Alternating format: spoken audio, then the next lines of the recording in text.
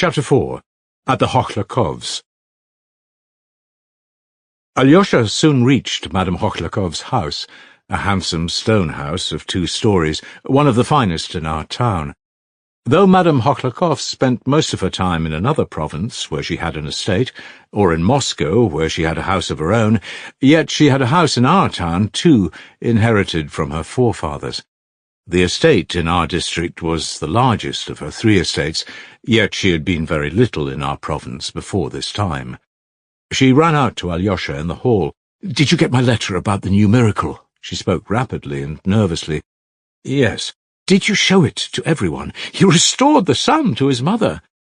"He is dying today," said Alyosha. "I have heard. I know. Oh, how I long to talk to you or someone about all this. No, to you. And how sorry I am I can't see him. The whole town is in excitement. They're all suspense. But now, do you know Katerina Ivanovna is here now?" "Ah, that's lucky," cried Alyosha. "Then I shall see her here. She told me yesterday to be sure to come and see her today. I know all. I've heard exactly what happened yesterday, and the atrocious behaviour of that creature. C'est tragique, and if I'd been in her place, I don't know what I should have done. And your brother, Dmitri Fyodorovitch, what do you think of him? My goodness, Alexei Fyodorovitch, I'm forgetting, only fancy, your brother is in there with her. Not that dreadful brother who was so shocking yesterday, but the other, Ivan Fyodorovitch. He is sitting with her, talking. They are having a serious conversation. If you could only imagine what's passing between them now. It's awful. I tell you, it's lacerating. It's like some incredible tale of horror. They're ruining their lives for no reason anyone can see. They both recognize it and revel in it. I've been watching for you. I've been thirsting for you. It's too much for me. That's the worst of it. I'll tell you all about it presently, but now I must speak of something else. The most important thing. I'd quite forgotten what's most important. Tell me, why has Lise been in hysterics? As soon as she heard you were here, she began to be hysterical. Maman, it's you who are hysterical now, not I." Lise's voice caroled through a tiny crack of the door at the side. Her voice sounded as though she wanted to laugh, but was doing her utmost to control it. Alyosha at once noticed the crack, and no doubt Lise was peeping through it, but that he could not see. "And no wonder, Lise, no wonder. Your caprices will make me hysterical too. But she is so ill, Alexei Fyodorovitch. She has been so ill all night, feverish and moaning. I could hardly wait for the morning and for Herzenstube to come. He says that he can make nothing of it, that we must wait. Herzenstube always comes and says that he can make nothing of it. As soon as you approached the house, she screamed, fell into hysterics, and insisted on being wheeled back into this room here. Mamma, I didn't know he had come. It wasn't on his account I wanted to be wheeled into this room. That's not true, Lise. Yulia ran to tell you that Alexei Fyodorovitch was coming. She was on the lookout for you. My darling Mamma, it's not at all clever of you.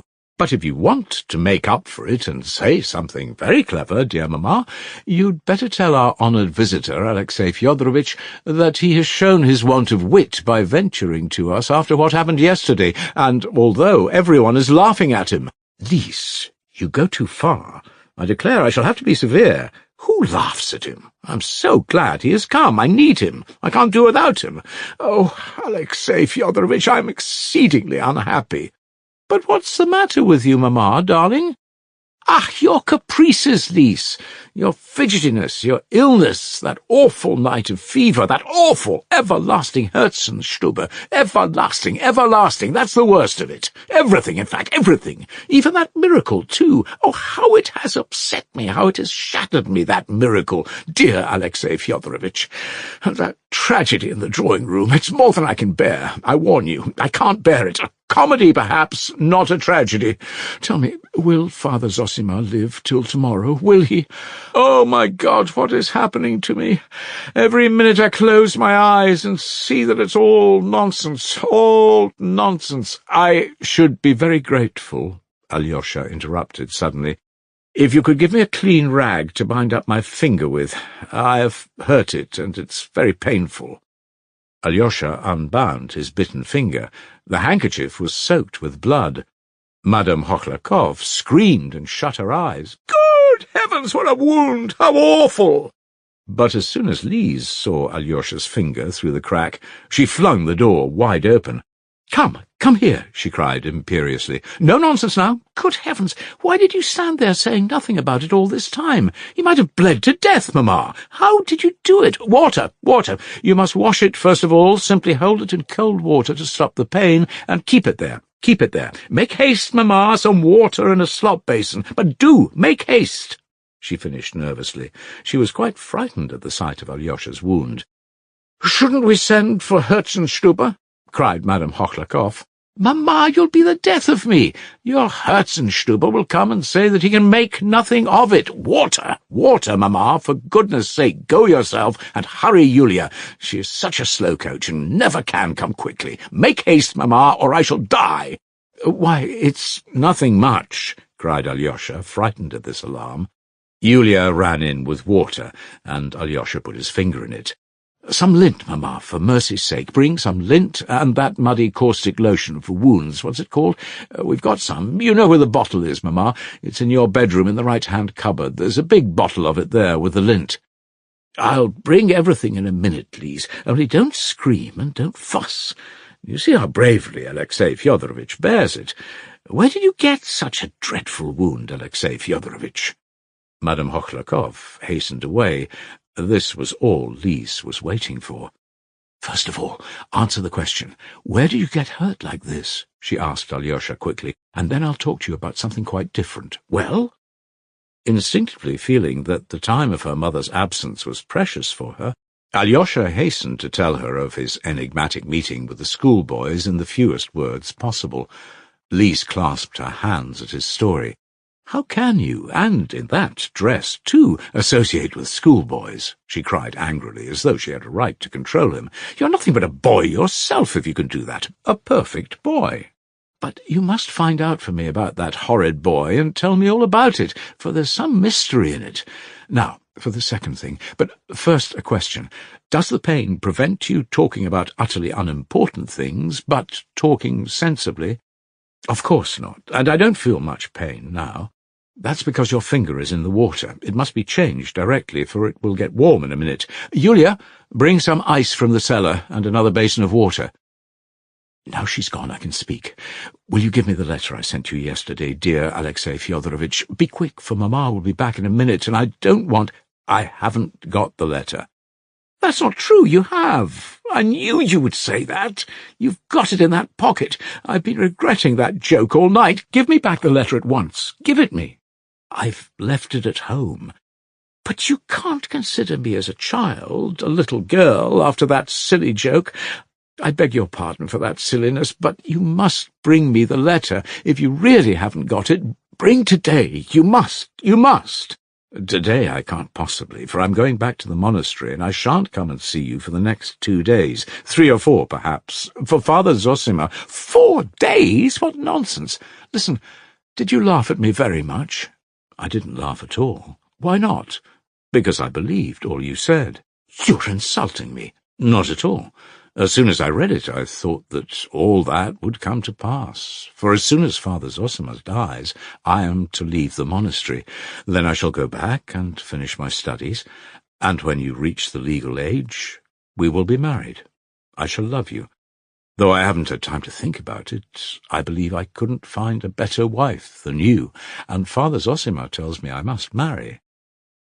"But I'm a cripple, wheeled about in a chair," laughed Lise, flushing crimson. "I'll wheel you about myself, but I'm sure you'll get well by then." "But you're mad," said Lise nervously, "to make all this nonsense out of a joke.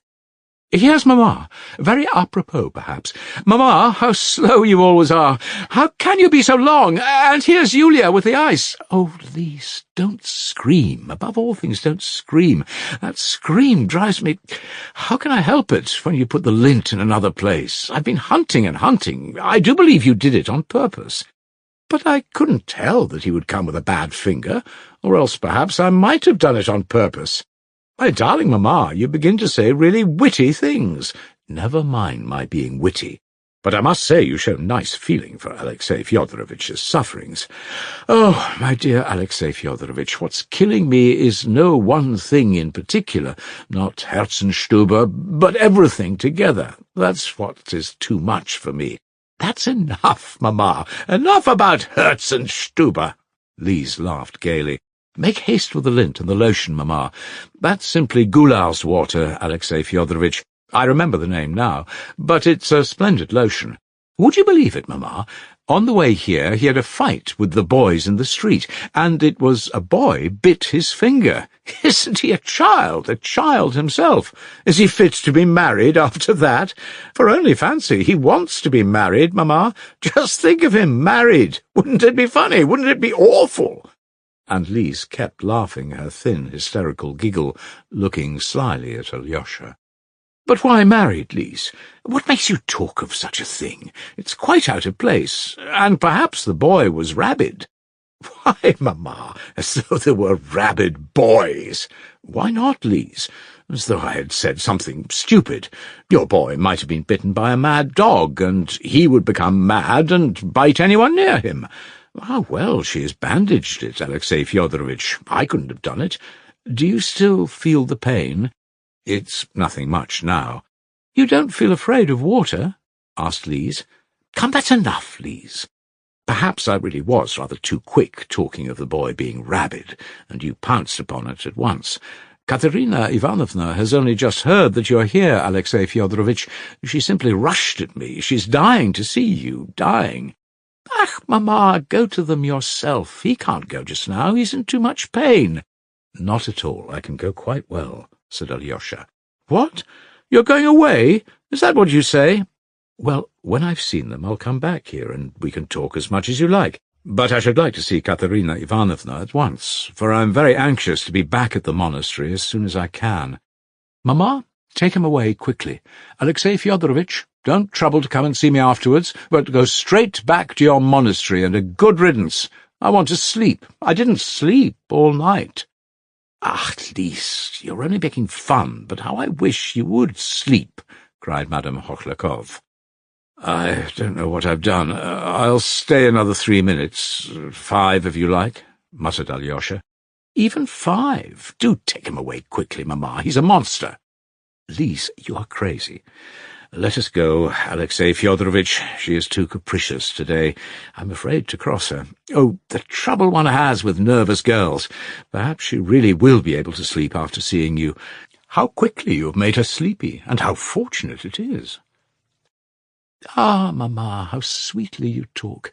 I must kiss you for it, Mamma. And I kiss you too, Lise. Listen, Alexei Fyodorovitch. Madame Hochlakov began mysteriously and importantly, speaking in a rapid whisper. I don't want to suggest anything. I don't want to lift the veil. You will see for yourself what's going on. It's appalling. It's the most fantastic farce. She loves your brother, Ivan, and she is doing her utmost to persuade herself she loves your brother, Dmitri. It's appalling. I'll go in with you, and if they don't turn me out, I'll stay to the end.